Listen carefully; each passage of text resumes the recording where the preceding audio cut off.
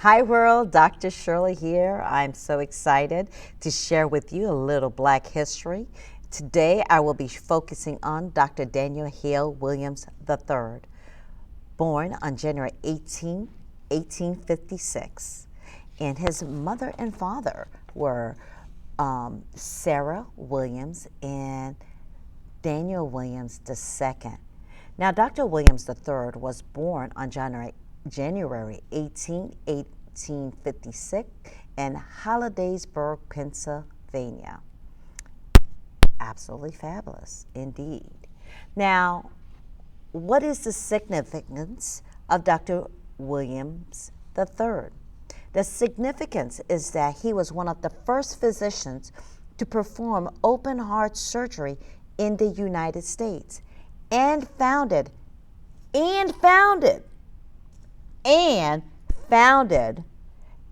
a hospital with an interracial staff in 1891. Imagine that.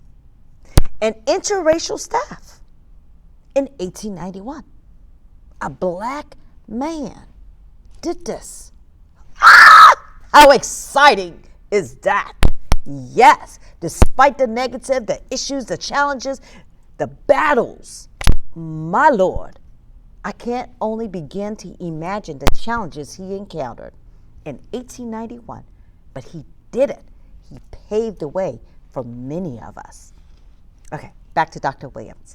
An African-American doctor in 1891, Williams opened Providence Hospital, the first medical facility to have an interracial staff.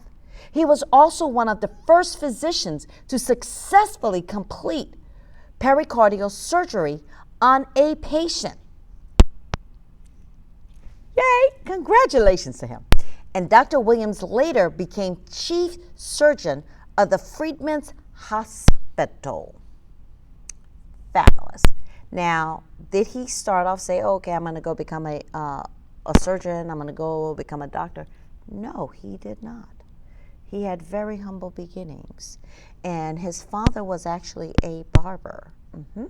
But when his father, Williams II, died, when Williams III, Dr. Williams, was only 10 years old, his family actually sent him to Baltimore, Maryland to live with family and friends. Shout out to B-More. Oh, my people in B-More. Had to shout you guys out. But anyway, while he was in Baltimore, Maryland, Dr. Williams III became a shoemaker's apprentice, but he didn't like it. Imagine that. He did not like being a shoemaker, being an apprentice and so forth. For those of you that don't know what an apprentice is, that is somebody that works with somebody else to learn the trade and so forth. And back in the day, that's what they did, So when he decided that he was going to return back to where his family had moved to. So his family left Pennsylvania and had moved to Illinois. And so he decided to go join his family in Illinois and picked up barbering because, as stated, his father was a barber. And so he went on and pursued barbering like his father.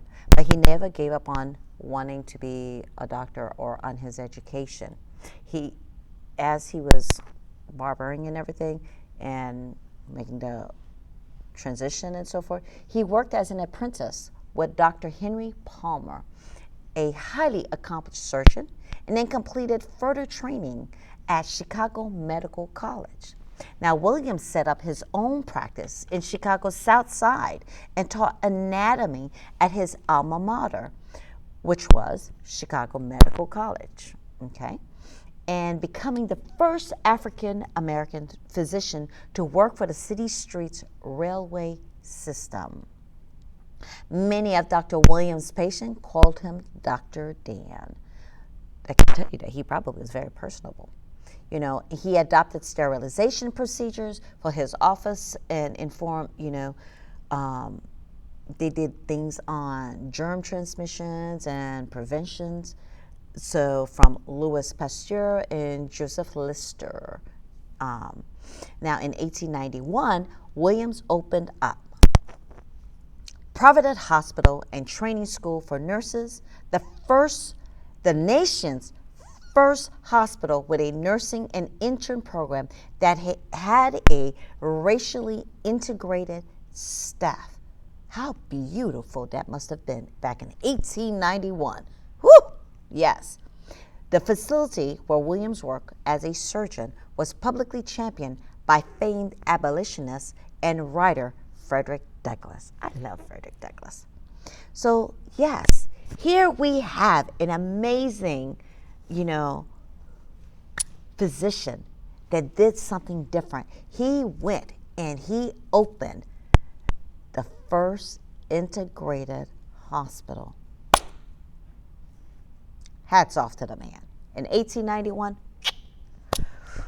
woo! I can only begin to imagine the challenges he has faced.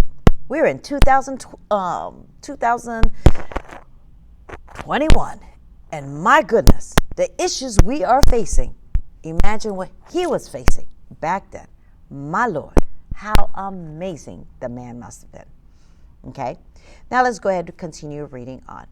In 1893, William continued to make history when he operated on James Cornish, a man with a severe stab wound to his chest who was brought to Providence.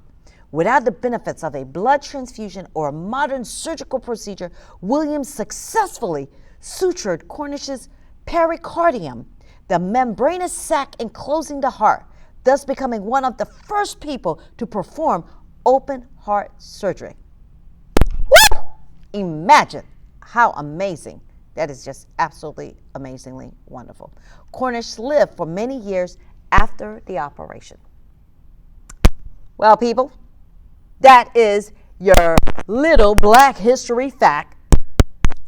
Yes, indeed, Dr. Williams III becoming the first physician to perform open heart surgery in the United States and founded a hospital with an interracial staff.